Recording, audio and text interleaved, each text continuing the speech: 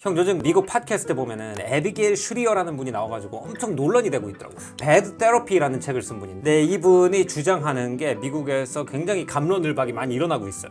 신경정신과나 뇌과학에 대한 용어가 인터넷에서 너무 유행을 타기 시작하면서 옛날에는 어떤 애가 약간 오늘 기분이 안 좋아 그러면은 얘가 오늘 기분이 안 좋나 보네? 선생님이랑 운동할까? 어른들이 이런 식으로 대했다면은 지금은 이게 우울증 아니야? 아니면 애가 조금 너무 활동적이면은 이게 ADHD 아니야? 라고 말을 한대요, 어른들도. 근데 이게 이제 또 애들한테 전이가 돼가지고 애들도 내가 산만해, 집중을 잘 못하겠어 그러면은 나 ADHD야. 친구랑 싸워가지고 상처를 받았어, 나 트라우마 생겼어. 정신과에서 정확한 용도를 가지고 만들어낸 단어들이 유행어처럼 번지기 시작하면서 오히려 아이들의 정신건강이 나빠지고 있는 것 같다라는 책을 썼어요. 요즘 그걸 우리나라에서는 패션 우울증, 패션 ADHD 이런 말로도 하지. 정말 ADHD가 아니라 패션처럼 보여주기 위한 용도다.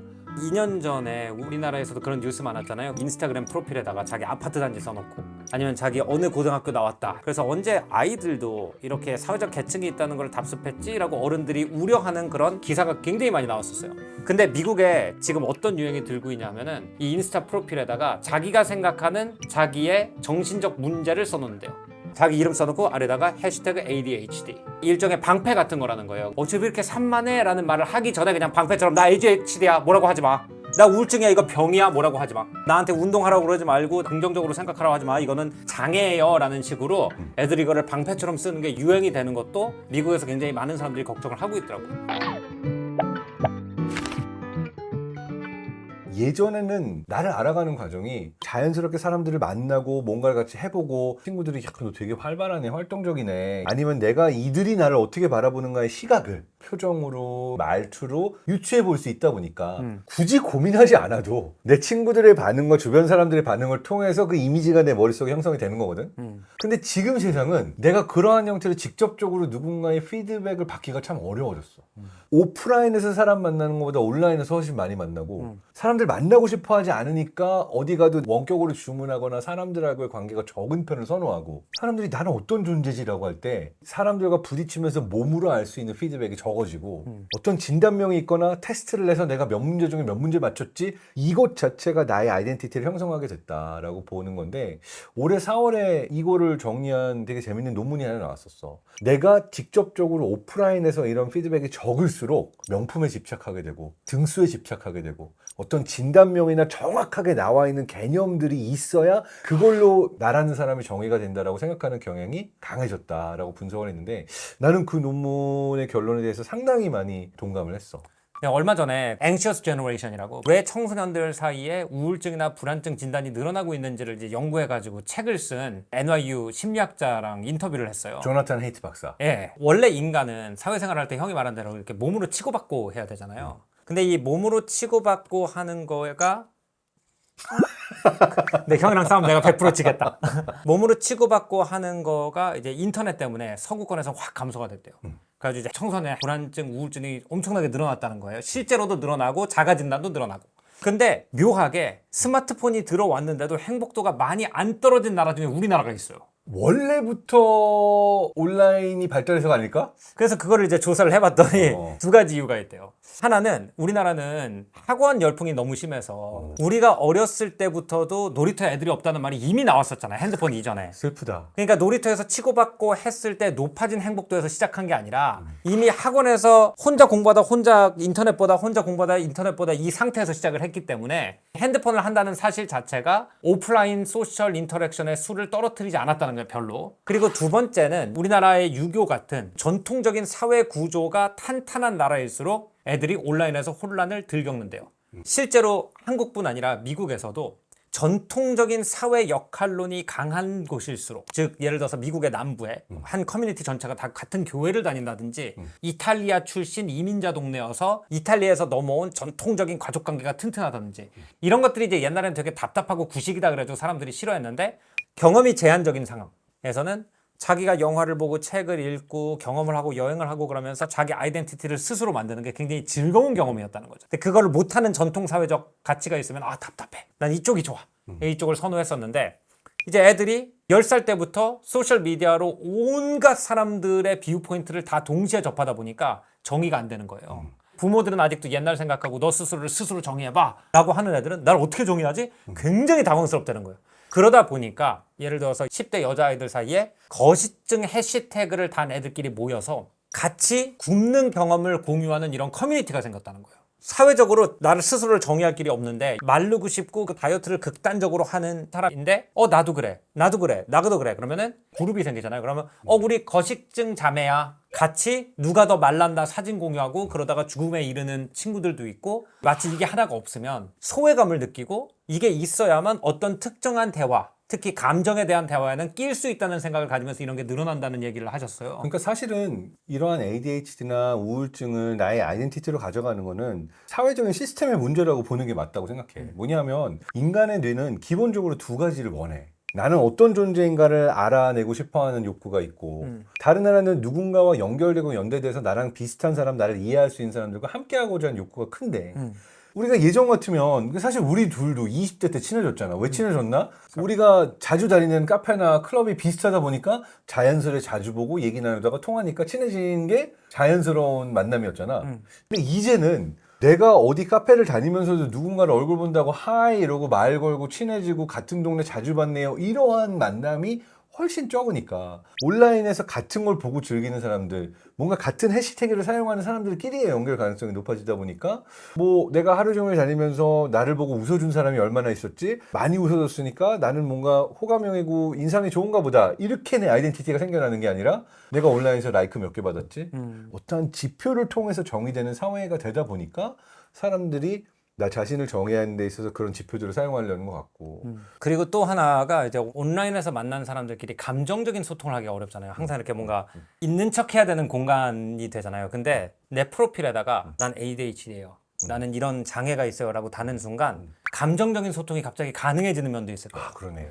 심지어는 진짜 ADHD가 아니라도 그거를 자기가 아이덴티티로 했다는 거는 뭔가 학교에서 집중이 안 되고 잠도 잘 안 오고 이런 친구들일 거 아니에요. 그러니까 그런 고민을 서로 같이 알고 있는 친구들이 모여서 속마음을 얘기할 수 있는 어떤 첫 번째 단계가 뭐 우리 때는 음악 뭐 좋아해요, 영화 뭐 좋아해요였으면은 지금은 자가 테스트 해보니까 뭐 나왔어요. 약간 이런 식으로 되는 것 같아요. 그 얘기가 나와서 말인데 요즘 인터넷에 당신 우울증 스코어를 테스트해 보세요. 자가 진단이 굉장히 많이 나오잖아요. 엄청나게 위험한 게 나라는 사람이 가지고 있는 병증이 그냥 몇 개의 자가진단 테스트로 설명이 되면 의사가 필요할까? 얼마나 많은 종류의 병이 있고 공부해야 되는 게 많은지를 모르는 상태에서 나는 요건 것 같다라고 오는 거니까 의사 입장에서는 정말 기겁할 노릇이긴 한데 내 생각에 아마 온라인에서 어떤 병명을 찾아본 사람들은 정확하게 구분하는 트레이닝이 되어 있지 않으니까 그 모든 게 다 나갔다라고 생각할 수 있는 것 같아. 그래서 여기에서 우리가 주의해야 될 거는 지식과 정보가 너무나 많은 세상에 살고 있다 보니까 사람들이 굉장히 손쉽게 그냥 어디서 읽은 거 가지고 눈으로 본 거 가지고 이게 팩트고 전문적 지식이 고 나도 이걸 공유할 수 있다라고 생각하는 경향이 아주 강해진 것 같아요. 그나마 제대로 된 의사들도 전문가도 사용하는 자가진단 테스트를 해보는 건 괜찮아. 가짜 테스트가 얼마나 많이 나와. 말도 안 되는 당신은 몇 퍼센트 좌뇌형 인간인가 우뇌형 인간인가 그런 거 존재하지도 않거든. 당신은 뇌의 몇 퍼센트를 사용하는가 5%가 10%인가 사실 이것도 가장 잘못 알려진 미신 낭설이거든. 우리가 뇌 전체를 사용하지 뇌의 10%만 사용한다면 뇌가 왜 있겠어? 진화를 할 때.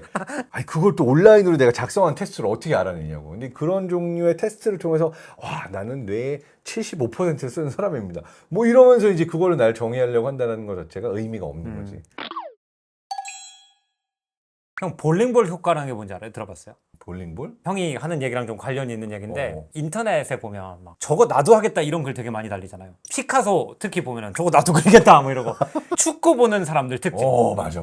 아 왜 그거를 못 넣어? 감독은 뭐 하는 거야? 전략을 짜야지. 내가 차도 들어가겠다 그러잖아요. 근데 자기가 차면 안 들어가거든요. 한때 유튜브에서 볼링볼로 저글링을 하는 영상들이 올라왔대요. 볼링볼 엄청 무겁잖아. 네. 근데 그거를 보고 이제 사람들한테 물어본대요. 어느 정도 연습하면 저거 될 것 같아요? 근데 이 눈으로 보면 기본적인 테크닉은 테니스 공을 하는 거랑 그렇게 안 다르니까 나도 한 일주일 열심히 하면 되지 않을까? 뭐 저까지 것 가지고 약간 이런 반응을 한다는 거예요. 그러면 이제 그 사람들을 불러놓고 볼링공을 한번 들어보라고 그런대요.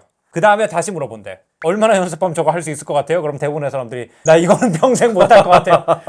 많은 사람들이 지금 스크린을 통해서 비주얼로 뭐를 보고 접하잖아요. 근데 막상 그 공의 무게를 느껴보거나 잘못 떨어지면 내 손목이 부러질 것 같은지를 느껴보면은 생각이 바뀌거든요. 그러니까 사람이 오감을 통해 가지고 전부 다 느꼈을 때는 어렵다고 생각을 할 만한 문제도 눈으로만 봤을 때는 되게 쉬워 보이고 나도 할 수 있겠다라고 생각하는 거를 볼링볼 효과라고 부른대요. 이거를 뇌과학이나 심리학에서는 embodied experience라고 그래서 내가 실제로 몸으로 경험한 것들이 실제 정보로 가지 눈으로만 보고 저럴 거야 라고 제3자 측면에서 알고 있는 거는 진짜 지식으로 뇌에 잘 저장이 되지 않는다. 그래서 체화화된 경험이 중요하다라고 강조를 많이 하고 있어. 이거의 원조 같은 실험 중에 하나가 뭐냐면 농구 선수들이 3점 슛을 넣을 때 그 3점 슛 하는 영상을 아주 짧게 편집해서 0.1초, 0.3초 이렇게 보여주는 거지. 그리고 저 공이 들어갔냐 안 들어갔냐를 사람들하고 맞춰보라고 그래.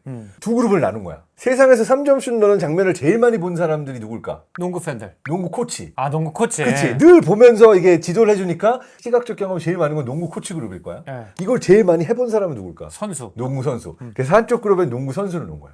3인칭에서 보는 경험이야 농구 코치가 많잖아. 당연히 저거 많이 보고 맨날 지도하는 코치들이 더 잘 맞추겠지라고 했는데 실제로는 농구 선수들이 훨씬 더 짧은 영상을 보고도 들어갈지 안 들어갈지를 더 정확하게 알아맞죠. 그래서 이 연구 결과는 어떻게 해석하냐면 내가 아무리 많은 경험을 시각적으로 다른 사람이 하는 걸 보고 쌓았어도 내가 실제로 해본 경험이 많아야 그것에 대한 예측 능력이 올라간다. 이걸 이제 체화된 경험의 중요성을 보여주는 실험 중에 하나라고 하는데 볼링볼 효과가 같은 거라고 생각해. 그러니까 우리가 아무리 온라인에서 이걸 한 영상을 많이 보고 백날 보고 따라해도 내가 실제로 몸으로 경험했을 때 뇌가 이걸 어떻게 할 수 있을지 판단하는 거는 다른 얘기라는 거지. 자가 진단을 하는 거에 가장 위험한 부분이 뭐라고 생각을 했냐면은 컨셉 크립이라는 게 있어요. 굉장히 원래 작고 특정한 영역에서 사용됐던 단어가 점점 보편화되면서 여러 가지를 의미하게 되는 걸 얘기해요. 스펙 같은 단어가 있어요. 원래 스펙이라는 단어가 프로덕트 스페시피케이션, 부품 재원이라는 뜻이잖아요. 그래서 예를 들어서 형이 이제 대기업이고 내가 형네 회사에 나사를 납품해. 그러면은 이 나사는 돌리는 힘을 어디까지 견딜 수 있고 무게와 재료와 뭐 이런 것들이 쫙 써있겠지. 네, 그래서 이렇게 주는 그 표를 원래 스페시피케이션이라고 불렀었는데 언제부턴가 우리나라에서는 아마도 사람을 휴먼 리소스, 인재라고 부르기 시작하면서 일종의 재료 취급을 하기 시작한 것 같아. 그래가지고 사람도 자격증이 뭐고 대학은 어디 나왔고 이거를 쓰기 시작하면서 사람도 스펙이라는 단어를 쓰기 시작했어요.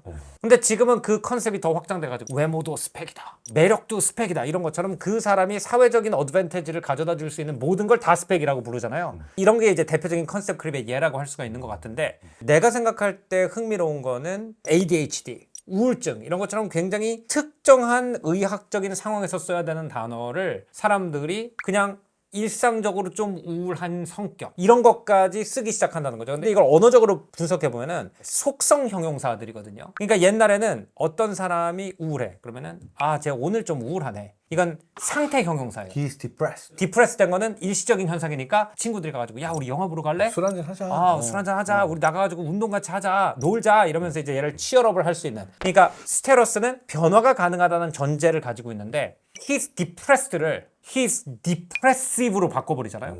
그러면은 얘는 원래 우울한 애야. 얘가 산만해. He's distracted. 좀 딴 생각하고 있나 보네? 그러면은 야 집중해 이렇게 하면 되는데 쟤 ADHD야. 원래 집중을 못하는 인간이야. 제 우울증이야. 네. 심리학에서 컨셉 크립을 통해 가지고 일상 용어로 된 단어들이 거의 대부분 상태를 묘사하는 형용사가 아니라 속성을 묘사하는 형용사다 보니까 많은 청소년들이 그거를 자기의 일부로 받아들여서 나는 원래 우울한 사람이야 이렇게 정의해버리기 시작하면 실제로 그 사람은 평생 우울한 사람이 될 수도 있는 거 아니에요? 실제로 정신과나 심리학, 뇌과학에서도 특정한 종류의 단어가 두 가지 서로 다른 의미를 내포하고 있을 때가 있어. 사람들이 뭔가 과학적인 정의를 사용해서 나 ADHD야, 우울증이야 이렇게 프로필에 올리지만 실제로 학계에서는 오히려 이 부분에 대해서 요즘 논란이 많아. 과연 사람들이 ADHD라고 말하는 우울증이라고 말하는 것이 그렇게 분류될 수 있는 질환인가? 사실 분류 기준이 뭐냐면 DSM이라고 하는 정신질환에 대한 진단 및 통계 매뉴얼이라고 하는 게 있어서 그게 몇 년마다 업데이트가 되면서 테스트를 사람들에게 준 다음에 이 테스트 중에 몇 개면 이 사람은 우울증, ADHD 통계적으로 정해놓은 매뉴얼이 있거든. 그래서 그 매뉴얼을 가지고 우리가 이제 ADHD다, 우울증이다, 조울증이다 이 진단을 내리는 건데 저 기준으로 사람들의 증상을 얘기하는 게 과연 말이 될까? 사실 우울증이라고 말하지만 그 안에는 1000개의 서로 다른 양상들이 있을 수 있고 전부 다 어떠한 서랍 안에다 넣어버리고 서랍에다가 레이블만 딱 우울증 붙여버린 건데 그 안에 들어있는 것들은 굉장히 다양한 것일 수 있지 않을까 이런 의문을 제기하기도 하고 사람들한테 테스트를 줘 설문 같은 걸 죽고 싶은 생각은 하루에 몇 번 하나요? 잠을 못 이뤘던 적은 얼마인가요? 뭐 이렇게 질문들이 나와. 근데 예전 같으면 정말 그런 거 아닌가를 보고 사람들이 답했겠지만 요즘은 사람들이 온라인에서 찾아보고 온단 말이야. 나 우울증인 것 같은데? 이미 자가 진단을 내렸어. 내가 우울증이라는 걸 전문가, 의사, 뭐 심리학자한테 확인을 받고 싶어. 내가 어떻게 답을 써야 실제로 우울증이나 ADHD 진단이 나올지를 사람들이 너무 잘 아는 상태에서 테스트를 하는 거지. 그래서 그렇게 해서 정말로 정신과에서 진단을 받았어도 이건 이 사람이 스스로에 대해서 이미 그렇게 생각하고 결론을 내렸기 때문에 답을 그렇게 한 건지 정말로 이 사람의 상태가 그래서 답이 그렇게 나온 건지 사실 구분하기가 어렵다라는 문제점을 학자들이 제기하고 있지. 사실 나는 이게 뭐랑 관련이 있는 거냐면 1990년대부터 시작해가지고 사람들이 당신의 행복을 찾으세요. 행복은 세상에서 제일 중요한 겁니다. 막 이런 얘기를 되게 많이 하기 시작했잖아요. 그리고 두 번째는 당신 자신에 집중하세요. 행복한 이기주의자 막 이런 책도 베스트셀러가 되고 막 이랬잖아요. 근데 한 심리학자가 한 얘기 중에서 나한테 되게 와닿은 얘기 중에 하나가 뭐냐면 인간은 원래 내 밖에 있는 거를 케어하면서 살도록 디자인이 돼 있다는 거예요. 요즘 이제 개인주의 사회가 되다 보니까 케어할 사람이 없어요, 주변에. 그러니까 혼자 앉아가지고 행복은 어디 있을까? 이러고 있다는 거죠. 나는 왜 이럴까? 인간을 불행하게 하는 것 중에 넘버 원이 자기가 누군지에 대해서 계속 생각하는 거예요. 자꾸 눈을 안으로 돌리지 말고 밖에 뭐가 있는지 좀 관심을 가지면 옆에 힘들어하는 사람이 있는지 내가 달래줘야 하는 사람이 있는지 이런 거에 좀 관심을 가지면은 이게 완전히 전환이 된다라는 얘기를 듣고 나도 좀 반성을 많이 한 것 같아요. 나는 이거 너무 동감하는 게 내가 20대 때 우울증이 심하게 왔을 때 그 질문을 스스로에게 끊임없이 하고 있었어. 왜 나는 인생이 이렇게 안 풀리지? 왜 나라는 사람은 행복할 수 없고 왜 나에게만 이런 불행이 일어나는 걸까? 그때 친구 한 명이 와서 나를 꺼내줬어 맨날. 야, 우리 호수에 수영하러 가자. 우리 자전거 타러 가자. 싫다고 내버려둬. 근데 억지로 끌고 나간 친구가 있었는데 그렇게 계속 나가고 친구들 만나고 특히 그때 시작했던 게 에투송 펑티에라고 국경 없는 교육이라고 하는 전쟁이나 가난으로 망가진 도시에 교육을 갖다 주는 프로젝트를 시작을 했는데 질문이 내 안에서 바뀌면서 내가 지금처럼 더 행복해지는 사람이 된 것 같아. 뭐냐면 나는 왜 이렇지가 아니라 누가 날 필요로 할까? 내가 어떤 의미 있는 쓸모 있는 도움이 되는 사람일 수 있을까라고 질문을 한 이후부터 삶이 훨씬 나아졌거든. 우연히 유명한 한국 소설가 선생님을 파리에서 만났어요. 근데 그분이 옛날에 한참 그 데모 많이 하던 시절에 학생 생활을 하셔가지고 몇 번 갔다 오셨거든요. 그 역사 속의 위대한 사상가들 중에서 감옥에 가가지고 공부하고 나온 사람들 되게 많잖아요. 그래서 나도 그분도 그런가 보다 해가지고 야 감옥에서 책을 얼마나 읽으셨겠어요 이렇게 얘기를 했더니 자기는 감옥에서는 책을 한 권도 안 읽었대요. 인간을 만나지 않는 상태에서 책을 읽으면 세상은 사라지고 관념의 기둥만 남는다. 오, 멋있다. 멋있죠? 관념의 기둥만 나온 사람들이 나중에 세상으로 다시 나왔을 때 자기 관념과 세상이 안 맞으면 내 관념이 잘못됐다고 생각을 안 하고 세상이 잘못됐다고 생각해서 평생 투덜거리면서 사는 그런 사람이 되기 일수라는 거예요. 저도 골방에서 책 읽는 거 워낙 좋아하는 성격이었다 보니까 그게 굉장한 충격으로 다가왔던 말이어서 그래서 나는 그 다음부터 우리는 모두 물질주의자가 돼야 된다고 생각을 해요. 되게 이상하잖아요. 물질주의라는 게 돈과 명예 이런 거에 집착하는 게 물질주의 아니냐? 아니죠. 왜냐면 돈도 관념이고 명예도 관념이거든요. 이게 물질이거든. 실제로 돈이 많은 사람이 돈이라는 관념을 사랑하는 게 아니라 진짜 금고에서 금괴를 꺼내서 금괴를 깨물어보고 쓰다듬고 끌어안고 이 사람은 난 행복할 수 있다고 막 오히려 그러고 싶지. 예. 나는 그 사람은 오히려 행복할 수 있다고 보거든요. 근데 돈이라는 관념을 사랑하게 되면은 그때는 정말 행복을 못 찾는 것 같아요. 그래서 나는 매일같이 물질주의자가 되도록 노력을 하고 있어요. 근데 나는 진짜 물질주의는 사람과 사람이 맞닿는 순간이라고 생각해. 비슷한 얘기인데 최근에 장례식장에 갈 일이 많아. 근데 이 죽음을 우리가 바라볼 때 어떤 이야기를 해줘야 되나, 어떠한 말로 위로를 하지? 이게 항상 늘 고민이 되거든. 그래서 되게 뭐 멋진 말을 막 위로를 준비해서 가는 사람들도 있긴 한데, 그냥 이 친구가 너무 슬퍼하는 어떤 모습을 보면 어느 말도 나오지 않아서 그냥 꽉 껴안아줬던 그 경험이 있어. 근데 나중에 장례식 다 치르고 마지막에 그 친구가 술 한 잔 먹자고 하고 얘기를 했는데, 지금도 기억에 남으면서 위로가 됐던 건 그냥 이 허그 자체가 너무 자기에게 큰 힘이 됐다고, 고맙다고 얘기를 하더라고. 근데 그렇게 느끼는 게 물질주의인 것 같아, 나에게는. 인간의 물질적 프레젠스를 이제 느끼는 거니까. 그러니까 가만히 놔두고 생각이 돌면 나는 세상의 전부를 내 안에 가둬버리고 나라는 알 안에 갇혀 있는데, 내가 이 알을 깨고 나오는 순간 또 다른 세상을 경험하고, 이 바깥의 세상에 내가 경험하지 못했던 수많은 향들과 감촉들과 아름다운 물질들이 존재한다는 걸 깨달을 수 있잖아. 그래서 인간이 인간에게 해줄 수 있는 거는 서로를 그렇게 알처럼 품어주고 그 알이 깨질 수 있게 해주는 거. 더 큰 세상이 있다는 걸 경험하게 해줄 수 있는 게 아닌가 싶어. 이제 우리가 장동선 박사님이랑 자주 과학 얘기를 하는데 정규 편성으로 가야 될 시기를 많이 놓쳤어요. 사실 우리가 1년 넘게 이거를 하고 있는 것 같은데, 코너 이름을 MMM2가 나오나요? 아니요, MMM은 이제 그쪽이고 예, 우리는 BBB로 하기로 했습니다. BBB. 네, 빅 브레인 브라더스입니다. 머리 크다고 놀리는 거야? 형은 다크잖아요. 키도 크고 마음도 크고. 마음 크지.